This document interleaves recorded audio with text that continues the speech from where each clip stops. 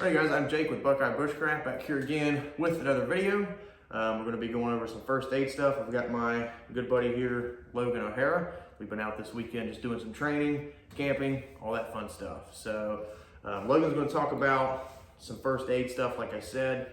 But first, he's going to introduce himself and then kind of tell you guys his qualifications. My name is Logan O'Hara. I've spent the better part of 20 years in the U.S. Army as a Special Operations Combat Medic. I've got multiple combat tours, plenty of time between line units, medical units, and generally a lot of time in the dirt, treating injuries, treating infections, everything from blisters to gunshot wounds, with the sole intent of getting guys back into the fight. And so Jake asked me to come out here and talk a little bit about first aid kits, what I carry, and more so the philosophy behind what I carry. When we talk about survival medicine,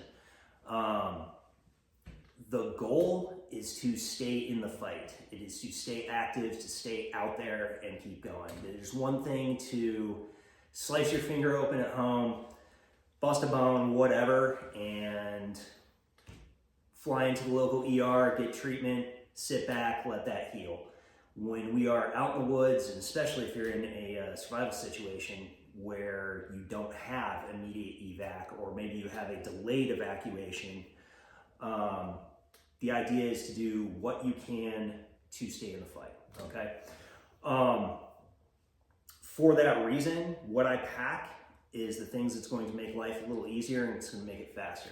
And much like fire starting in a survival situation, you do not get extra points for doing a bow drill when you're trying to stem off hypothermia, especially if you've got a BIC, right? And that's the same way I approach medications. It's the same way I approach everything from bandaging, insect bites, whatever I'm dealing with. Yes, there are plenty of Bushcraft techniques that I can use. I can go harvest some willow bark and make a decoction that's going to fight down a fever after a few days. I can treat diarrhea using natural herbs. I can do some pine needle tea to try to fight off that cold, whatever. And hey, if I'm just camping, that's what I'm trying to practice, more power to you, right? But again, you don't get bonus points for suffering when you don't have to, all right? Additionally, there is a difference between trauma and first aid. And I see a lot of guys take into the field with them what they would take if they were going into combat. So, i.e. the emergency trauma kit that I have over here on the right, that you would see an infantryman carry, your tourniquets, your combat gauze, your chest seals, things like that, or something you would take to the range. The chances of you running into a gunshot wound in the woods, with the exception of some hunting accidents, is very nil. Versus your chances of getting a blister, getting a cold, getting some bug bites, getting a burn from the fire, exponentially higher, right? And that's the difference between the trauma kit and the first aid kit. And I'll tell you, from having spent almost 2 decades in the military, treating line units, infantry units, all these guys out in the field in these crap situations, I will turn to a standard first aid kit 99 times out of 100. If I have to go for this type of stuff, it is a very bad day, and it is a very coarse situation. Hopefully I've got some evac set up. Hopefully I've got some sort of backline support. But generally, this is what I work with, more so than anything else. So what we're going to do is we're going to talk a little bit about some of the commercially available kits, some of the stuff that you put together on your own, and how I can kind of blend those into a single kit that's generally what I carry into the field with me. Okay, so I'm going to start with a trauma kit, right? And as I said, a trauma kit has a very specific purpose. It is for trauma. It is for worst case scenario. So Jake and I are out hunting. something happens, one of us catches a round that we weren't, this is the type of stuff that I have to treat that March algorithm, that massive hemorrhage, airway, respiration, circulation, hypothermia, that entire management series for those of you that are familiar with it. Now, caveat there and kind of a disclaimer, everybody's going to have a different approach. This is what works for me. This is based off of my experience. I don't have a few airway things in here that I would normally take. I don't have a couple other surgical tools in here that I would normally take, but that's because this is more based off of what you as a civilian might be able to use in that situation. Okay, so I'm running my standard tourniquet. This one is a soft wide. This is just my preference over the cat. Again, personal preference. Combat gauze. I like to use a Z-Pack, one of these folded Z-Packs with an ACE wrap, because that is how I have done pressure dressings my entire life, my entire career. You can buy Israeli bandages and preset compression bandages, all sorts of stuff. This is just what I like to use. Chest seals and needle chest decompression devices. Again, this is very based on what your experience level is. And then something to kind of help with that hypothermia management. There's a bunch of other things you can add. Some stuff that I have in here for that emergency life-saving, i.e. life-limb eyesight, is specific to me. So I carry my EpiPen and I carry an albuterol inhaler, because severe allergic reactions, anything like that, either for myself or God forbid I find somebody else in a similar situation of anaphylactic shock, I got something to work with there. But again, this is that trauma kit. This is kind of that bare minimum of what you are taking to the range with you for those situations. So first aid kits though, this is your bread and butter. This is what you are going to use 99% of the time. So we went out yesterday, we did a little Wally World stop and went through what we can buy commercially and what would be best to kind of pack out if I was going into the woods for that 3 to 5 day stay and I didn't want to turn around because I got, the sniffles. These guys, this one's an Equate, make the Johnson & Johnson type setups, but this is kind of that home or truck standard first aid kit. A lot of guys have these underneath their sink. They're missing half the stuff. They've been down there for 20 years. Half the stuff is worn out. But you can get these relatively cheap. I want to say easily under 20 bucks for something along these lines. But some of the stuff that I'm looking for in these, flipping to the back, but I've got bandaging devices, basically wound management, some topical medicines, antibiotic ointment, poison ivy treatment, things along those lines. Maybe a couple instruments for washing out wounds, whatever.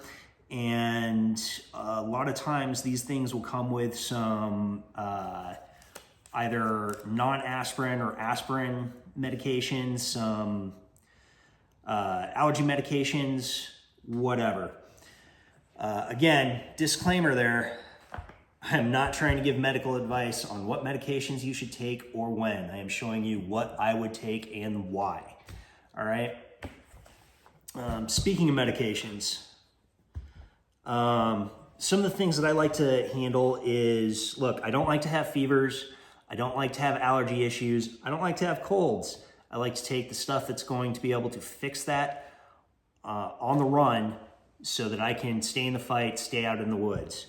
So among those, my antidiarrheals, my basic allergy medications, and then these guys. This is headache relief. It's essentially an Excedrin type thing. It has aspirin, Tylenol, a little bit of caffeine in there. The goodies packets are exactly the same. They pack down a little bit easier. You can throw them pretty much anywhere. But the advantage to those is they'll handle a fever, they'll handle those little pains, and they'll get you feeling a little bit better so you can get up and get along with your day. Because nothing is worse than waking up with that head cold or waking up with those body aches and then having to leave the woods early because you're just not feeling it, right? And again, if you're looking at a survival situation, I don't have that choice. I can't just, hop back in my car because I'm obviously already in a compromised position. So I want the capability to stay out there and continue moving until I can get to safety. So what do I actually carry into the woods? What goes into my pack every time that we go out, whether we're doing training, hunting, running a course, whatever, what actually goes in? So I have kind of that combination of absolute life-saving measures and the everyday use, 99% of the time, first aid stuff. I will say that everything you see on the table here will fit into one of these single old school IFAK containers. You can get these in any surplus store for about $5. Nice, quick, convenient way to carry everything. My trauma equipment, already went over all of that. That'll go up front and center with the exception of the tourniquet, which I put right here on the outside. Quick access, because the last thing you want to do is plant an axe in your thigh and then be stumbling around trying to find your tourniquet, right? As for my first aid kit, again, I try to keep it super slim and bare bones for those essentials, okay? Starting down here, hey, gloves normally also have some degree of iodine or alcohol here to keep my hands clean, and especially if I've got to do any sort of wound management.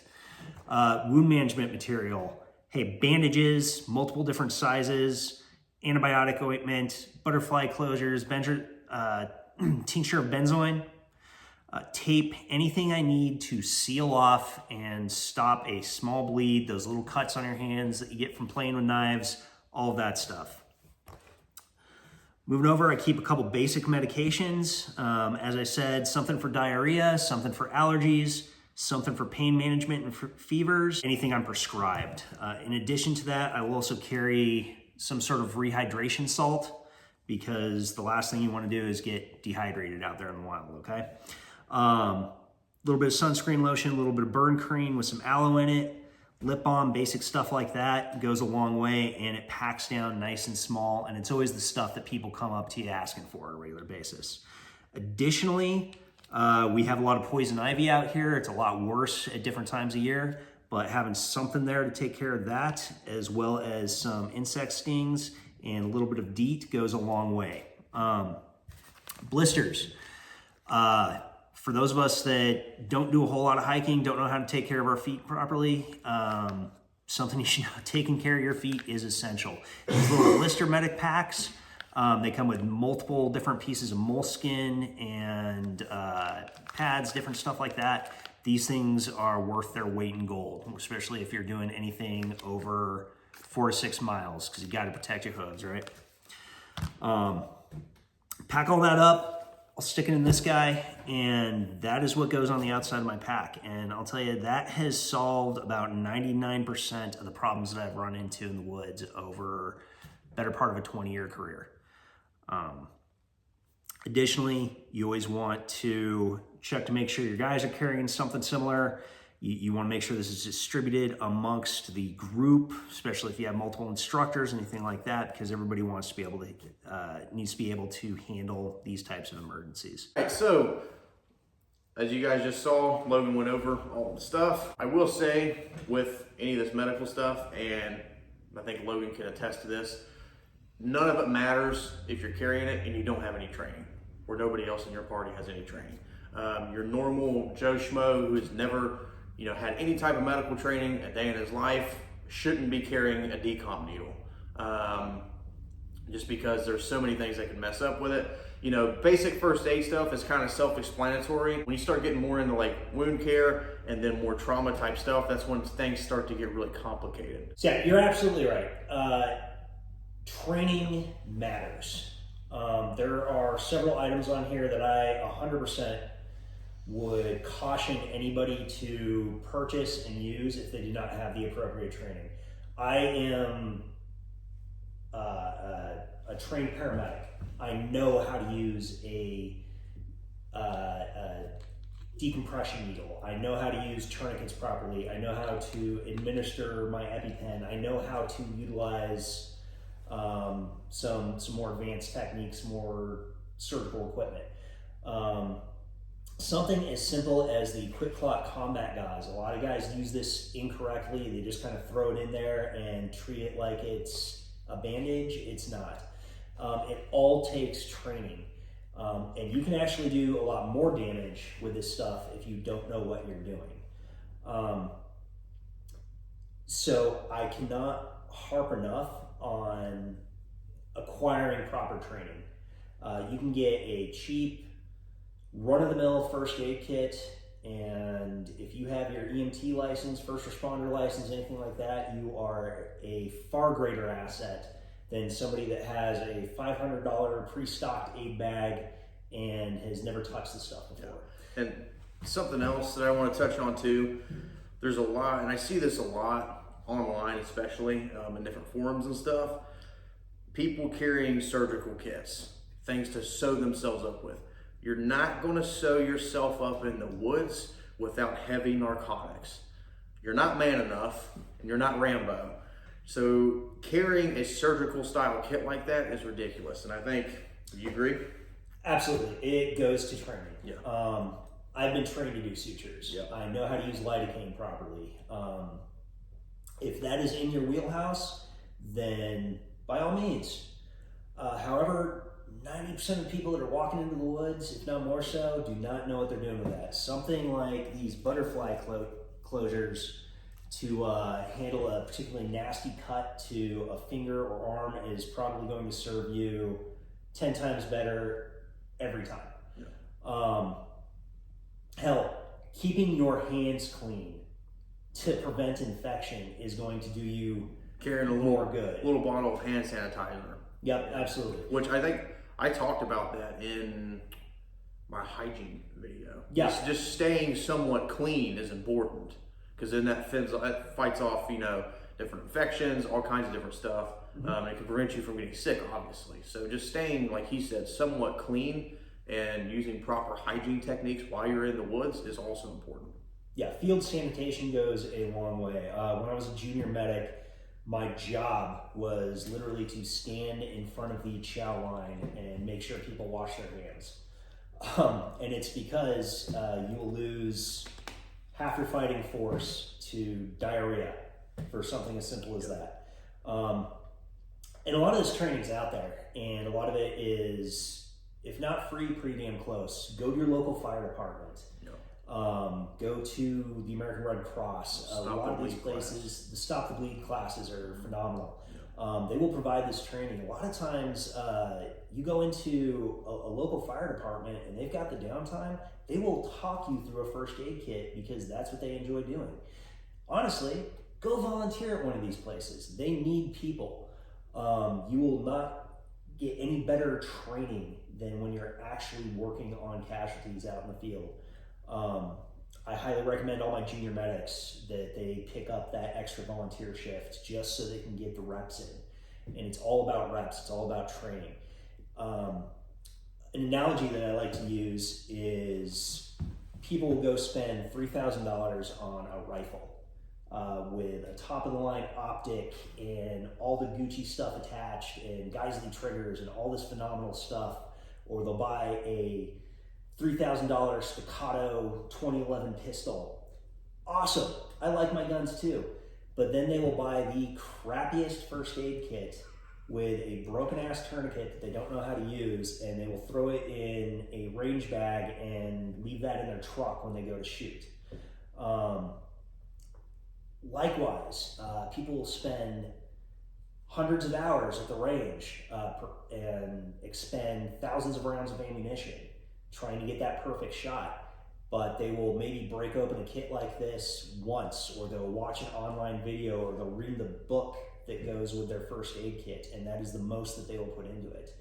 And again, you are 100 times more likely to be in a situation where you are going to have to access first aid than you are going to be in a firefight for most civilians. Yeah. There's a reason that every single person on my team was trained in tactical combat casualty care, because we were all expected to be able to utilize it. And they offer that to civilians now too. And they offer that to civilians now as well. You can get these certifications. It makes you an asset. wilderness first responder courses. Go spend a weekend in the woods learning how to actually pull somebody out of there if you need it. Training goes a long way, and it is never a substitute for equipment. Your goal should not be improvisation when it comes to first aid. It is the same thing we talk about in survival. You do not get extra points for doing a bow drill when you got a BIC. The idea is to get that fire started so you can warm yourself up. You do not get extra points for trying to fashion a half-hearted tourniquet out of a piece of paracord when you got stuff like this readily available along with the training. Which doesn't work, by the way. Yeah, I'd be hard-pressed to trust that in any sort of long-term situation. But yeah, if you're planning to go into these situations without training, without the proper gear, without the knowledge to take care of yourself, you are planning for failure. We talk in the future about that survival preparation in the environment. That's going to be a big part of that, is going into how do I get myself out of these situations before I even set foot in the woods. Yeah. Planning is the biggest This is part where of that it. starts. Yeah. So, all right, guys, I'm Jake with the Buckeye Bushcraft channel. Appreciate you all joining us for this video. It's a little first aid talk and kind of what Logan and his experience, what he likes to carry and bring out just into the woods. Like he said, get training, get the proper equipment, don't improvise first aid stuff. Don't forget to hit like, share, and subscribe. If you're interested in any type of training or equipment, I'll leave the links below. You can hit up my website, buckeyebushcraft.com. I've got classes posted on there. In upcoming 2024, we have 3 classes posted with Sean Kelly from Corporal's Corner. So if you're interested in training with him or I, you can go look at the website for that class. All the links will be in the description box below. Appreciate you guys joining us. Thanks for watching. Take care.